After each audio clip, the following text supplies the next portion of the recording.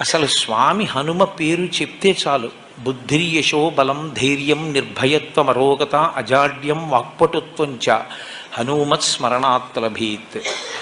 హనుమని స్మరించినంత మాత్రం చేత, హనుమకి నమస్కరించి హనుమని సేవించినంత మాత్రం చేత హనుమ యొక్క గొప్పతనం ఎక్కడుందంటే అజాడ్యం. ఆయనని సేవించినటువంటి వారికి జాడ్యము పోతుంది. జాడ్యము అంటే జడత్వము. జడత్వము అన్న మాటకు అర్థం ఏమిటంటే స్పందన శక్తిని కోల్పోవడం. శ్రీరామాయణంలో రామచంద్రమూర్తిగా శ్రీ మహావిష్ణువు వచ్చే ముందే బ్రహ్మదేవుడు అనేక మంది దేవతల్ని శాసించాడు. రావణ సంహారం అంటే అంత తేలికైన విషయం కాదు.